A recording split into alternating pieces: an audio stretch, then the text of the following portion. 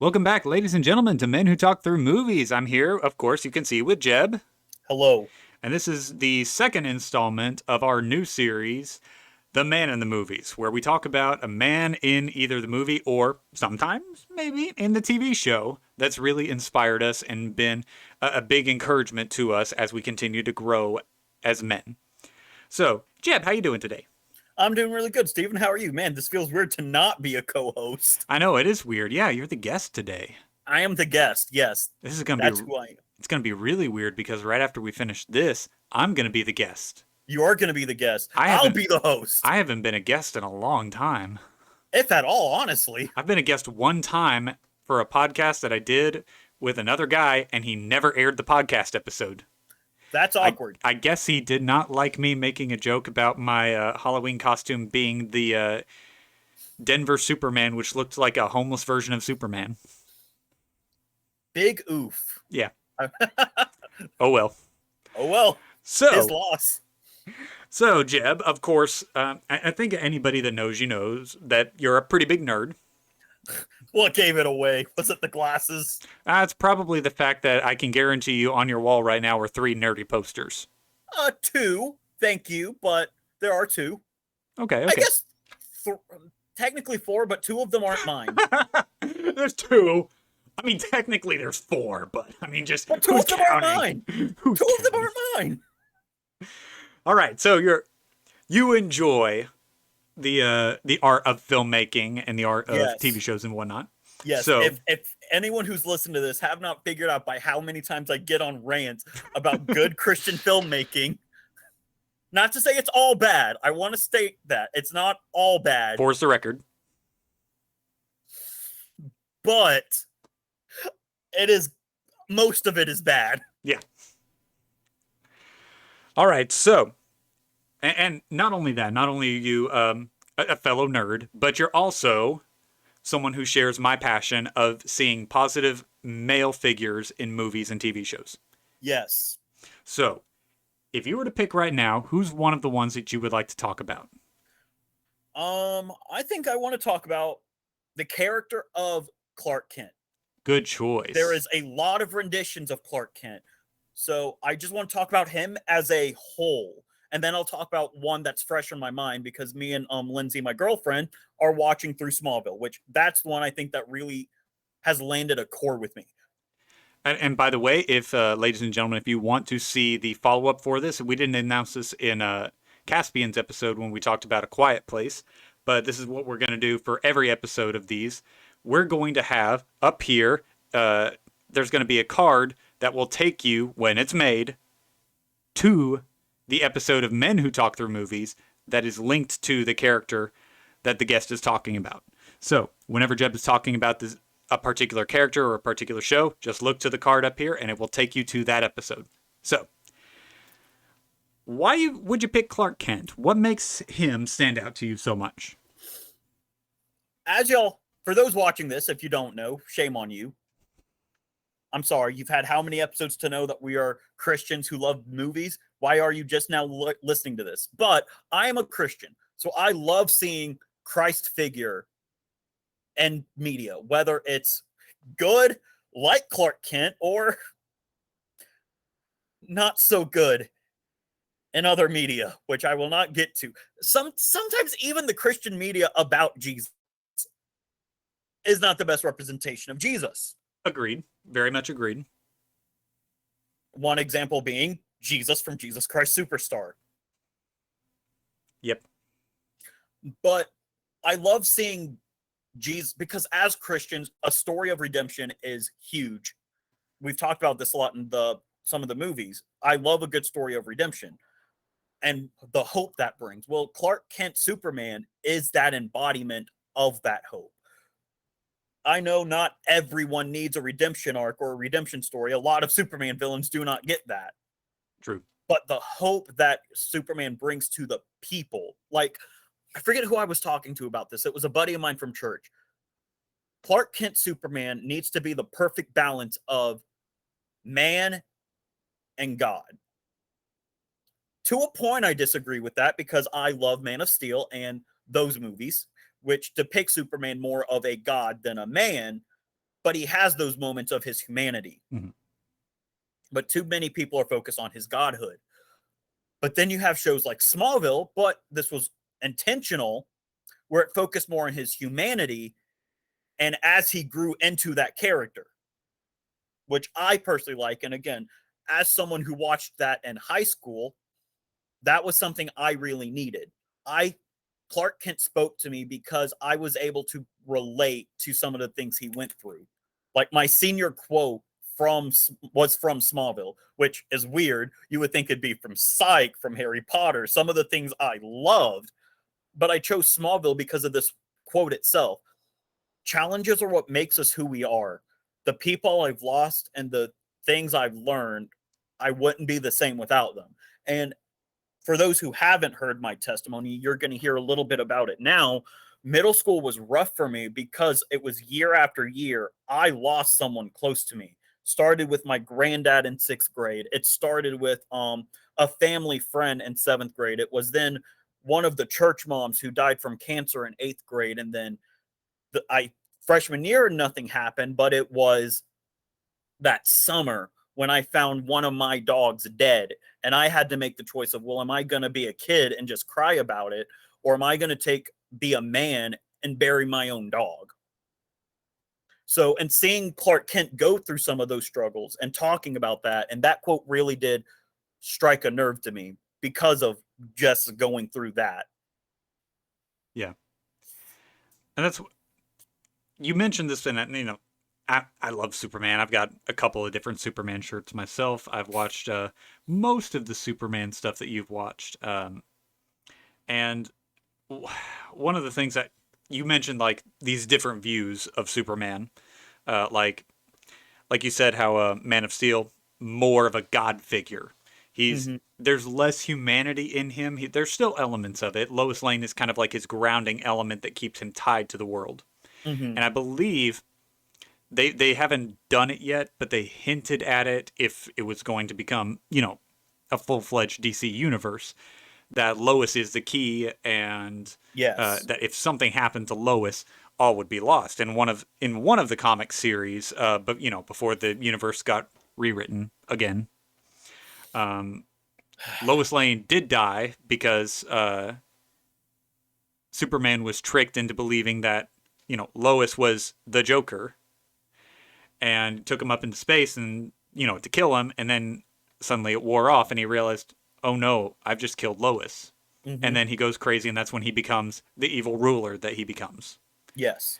So Lois has always been a grounding figure, but you mentioned in Smallville specifically how Smallville gave him a much stronger humanity side than we've ever seen with Yes. Superman. And that was I think that was really what made it really special. I remember for a while you bringing over Smallville, and I wasn't like super into it for a hot minute. It took me a while to actually appreciate it. And I apologize because what he's not telling you guys is when I would bring this show over, that was all we watched.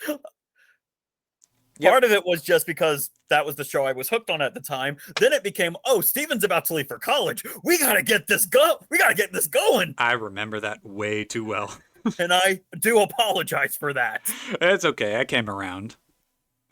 Um, so when you talk about Superman and kind of like the manhood figure, do you see him as more of a relatable character or more of as an ideal to strive towards? I think I guess both. Okay. Like, and again, I say both depending on which version you're watching. Okay. Clark and Smallville by the end, and I'm going to include Superman and Lois. I've said this since, which I highly recommend. That is the best Arrowverse. I guess can I really call it Arrowverse when Arrow's not even showing anymore? I don't think so. It's Well, not enough of a verse. yeah, because literally the only show still going in the Arrowverse are The Flash and this new Superman show. I think you would call it the Vice because it's so small. The Vice. Anyway, I'm counting this as an unofficial sequel to Smallville because honestly, it takes the character back to Smallville. Like, so Smallville, you see him growing into this this idea, as Stephen was talking about, this person to strive towards, this person who will do right and try to serve and save people as he is able to, which being Superman, which means he has no limits, he can serve everybody and become the symbol of hope around the world. Then in Superman and Lois, I saw the unofficial sequel because he's married to Lois, he has 2 kids, and it takes him back to Smallville. He has a family in Metropolis. He is now back in Smallville. But the ideal to strive towards is we all want to be like Superman. Whether it's, oh yeah, look at me, I'm 6 foot tall and bulletproof, which no, you're not humans. Humans, I don't know why I'm saying humans like I'm an alien, but guys, humans die. We're not invulnerable like Superman, but we would like to be. But then we look at his morals, his reason for fighting, his why he wants to protect the earth, and basically, in a sense, make sure humans have that free will to choose. A lot of his villains want to take that free will away and rule and control. Look, I guess Lex Luthor would be like his main antagonist. Lex Luthor wants control of everyone, and to show that Superman, what Superman stands for, is a lie. But Superman proves time and time again he does believe what he stands for, and he shows that every single encounter he has with Lex. Yeah, and part of what I'm going to go out on a limb here and just make a statement, and then we'll see how this resonates. Okay. In my view, part of what shows a man's character is what he stands against. Yes. And when you look at the character of Superman, it should be fairly obvious what it is he stands against and what he stands for. What's interesting about, and this is where I get on my little nerdy rant, because I know this is your interview where I'm interviewing you. I mean, it is, but hey, I'll give you this ability to talk right now. I appreciate that very much. Even though I'm the one that's being the host and you're the guest, I appreciate you giving me permission to be the guest for a moment. You're welcome. Okay. So, one of the things I find really interesting about the original Superman character, because this really isn't true anymore, but what were the 3 things that Superman stood for? Truth, justice, and the American way. Why the American way? Why, of all things he could choose, why the American way? And for a while, it was like, okay, I get it. At the time, these were written out of the frustrations of the world wars, and this was a Jewish writer, and so a Jewish writer is going to vent his frustrations. But then it took me a minute, and I realized something. America has a stronger moral compass, or at least more desire for a moral compass than any other nation in the world. We do. It's not to say that we always get it right, but we don't. We always have a desire to have the moral stance. And that's where you see kind of the difference between us and other nations is America is always striving to be morally sound and to do the right thing. So when Superman says that he's seeking truth, justice, and the American way, truth, so that he's always standing on what's true and he's not falling for the lie. Mm-hmm. Justice, doing what's right regardless of who it affects. And the American way, because it's the most compassionate and the most morally sound system that we have in the world today. And so that shows you these are the things that he stands for, and what does he stand against? Anything that opposes those 3 things. Yep. And since we're talking about his slogan, it has changed. I don't know if you know what it is now. I do not. It's truth, justice, and a better tomorrow. Oh, Lord. Oh, yeah. Good Lord. Shoot me in the face right now. I invite any one of you in the audience, please shoot me in the face right now. You can't call for violence against other people. Nobody said anything about calling for violence against yourself. You know what? That is... you're right. I don't condone violence unless it's needed, but he's got a point. Nothing in the YouTube bylaws that says anything about that. Okay. He's out of line, but he's right.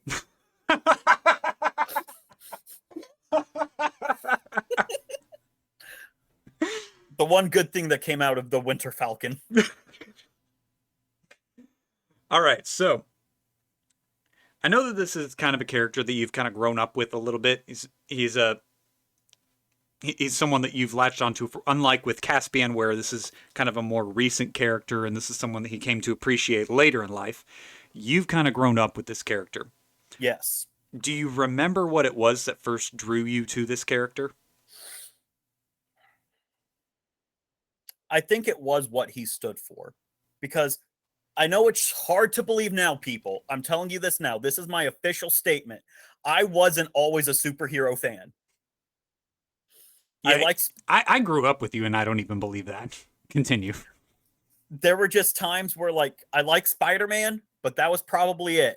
Like, Superman, Batman, The Flash, Green Arrow, any of the Avengers could care less about. I will say probably till about 2010, 2012, which around that time, the first Avengers movie was coming out. Smallville just finished its series run.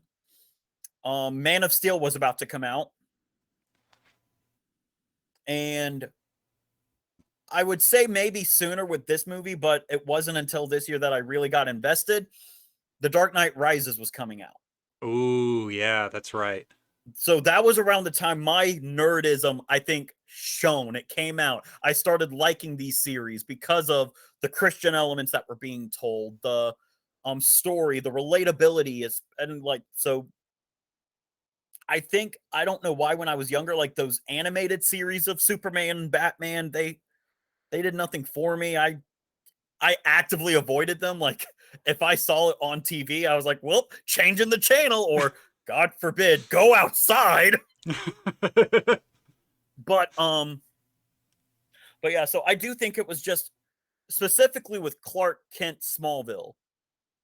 It was a time in my life I needed that reminder of a Christ-like figure. But when I was introduced to this figure, I was watching a high schooler going through what I was going through, because I watched Smallville. Is how I got introduced to this character. And I know Jesus was a real person. He's grew up and whatnot and experienced what I experienced. But what Smallville did was take this character who is a Christ-like figure and put him where I was in life. Noted, this show was 10 years, finished, like the reruns were running, and I didn't even start watching the show when he was in high school. It was like season 7, so at that point he was 3 years out of high school at that point. And you came in on the worst episode. I did. It was episode 2 of season 7, where his cousin Kara ripped open an elevator. But Hello, you do not understand your power. And so after season 7 ended, the channel I was watching it on went back to his high school days. So I was able to watch that relatability, and not saying that, oh yeah, I know how it feels to get superpowers and have these problems. No, but it was seeing, oh, I had a crush on a girl who didn't like me. Oh, I'm going through a lot of the, like, I'm not the most popular person. I was quite popular in my friend group, but I wasn't the popular person in school, which again, same could be said with Clark. And his own friend group, he was kind of popular. But in the school as a whole, he really wasn't. I was able to experience all of this. And then, like I said, around that time, Man of Steel got announced. Thinking it would have the same continuity, I wanted to watch all of Smallville and then go into Man of Steel. But what a shock. What a shock. But still, even Man of Steel, who focuses more on his godhood and his powers, and he is a being who today would be taken into question, it was then going from the relatability of this Christ-like figure to, I guess, the power and majesty of this Christ-like figure. I guess so. Yeah. Because like you said, it was quite a shock going from young Superman growing into that role to having him be this person, to now where I am at life, where the Superman and Lois show is that perfect blend. Mhm. And I think, like you said, Lois Lane grounds him, and that's the case with every rendition of Superman. But you're seeing a Superman grounded with a family. And as someone who has a longing for that and is looking to start that family soon, seeing that he is still relatable, even though he is this perfect blend of Christ, where we get his godhood of the strongest man ever, the defender of humanity who gives hope, having this family where he has to like be a father to his sons who are going through a lot of high school drama, who has to be a loving husband, who needs to be there with his wife. Where there was one episode where he was supposed to have a date with Lois, forgets because he was saving the world, to then at the end of the episode make up for that date, only for her to be like, hey, I know you need to go save the world. Go. So Yeah. And that's the character of Superman, regardless of the interpretation, because there's so many different interpretations of Superman at this point. Like yes. every time a movie or a show comes out, there's a different view of Superman. It's a lot of the Batman stuff is very congruent. Like a lot of the views of Batman, even though they've got some minute differences, it's most for the most part it's the same Batman. Yeah. For Superman, it's drastically different every single time something comes out.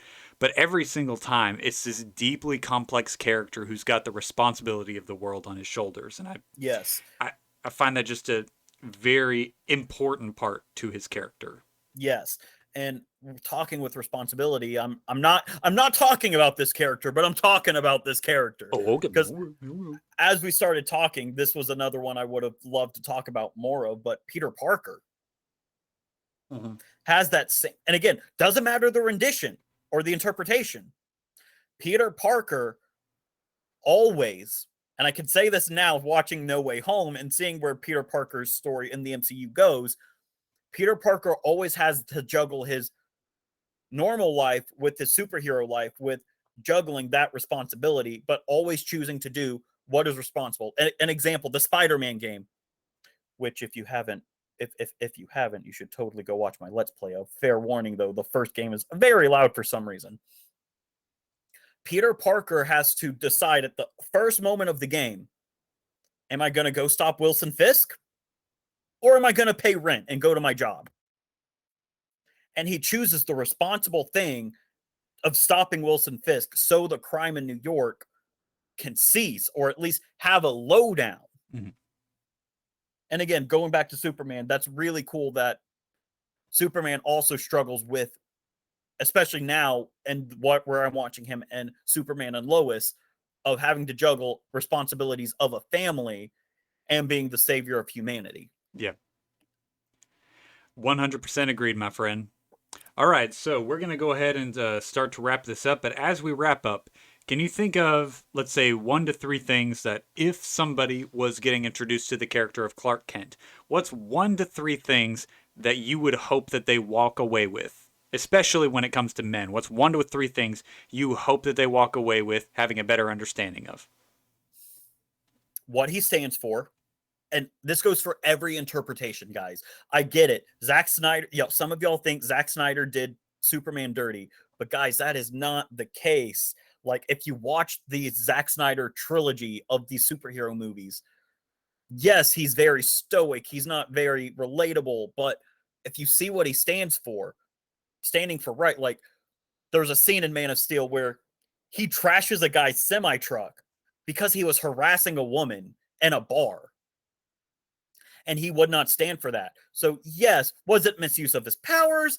Debatable, but he stood up for what he believed in, and that was, this guy is harassing a woman who doesn't want to be messed with. Mm-hmm.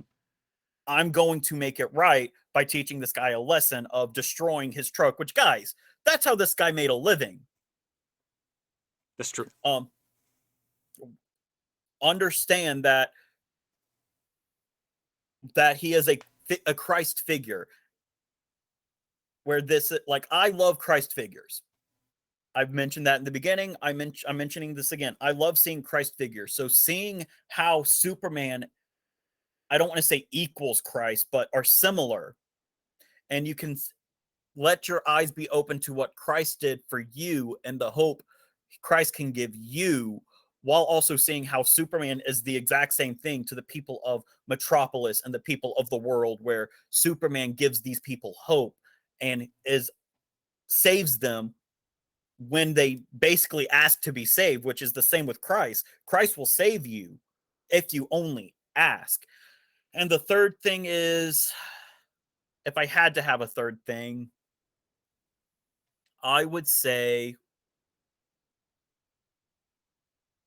how relatable he can be. Because, yes, we're not an alien from another planet with superhuman strength. I get that.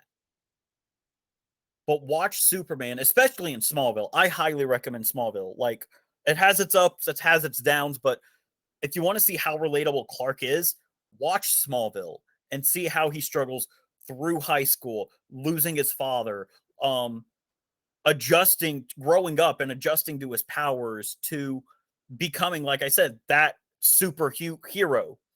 It's really cool just seeing that character grow through 10 seasons, to where, to quote one of the last lines Superman's dad, Jor-El, said, "Your powers are from your Kryptonian blood, but it is your time in Smallville that made you who you are." Mm-hmm. And that's probably one of the most beautiful moments in the show. And especially watching those moments where, and I've said it before, and we'll probably have to come around to my favorite episode of, we're gonna do like our favorite episodes of different things.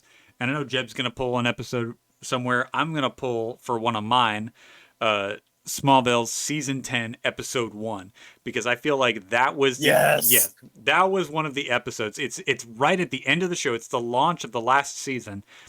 But it's one of the moments that truly shifts Clark Kent's character from Clark Kent into Superman, and I find it just absolutely beautiful. Yep. That is I know the scene you're talking about, and that is my favorite scene of anything. Agreed. Like, it's not cinematically, it's not anything great, but like the message and themes behind it. And a fourth thing, notice the themes of Clark Kent, the themes of this character and what he stands for, which I know it kind of repeats a lot of the things, but the themes of Superman and his character. Absolutely, 100%. All right, so thank you, Jeb, for joining us today. Thank you for having me.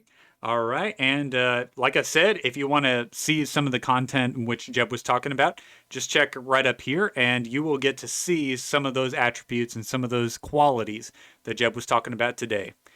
So thank you very much for tuning in, and we will see you guys soon. Peace out. Bye.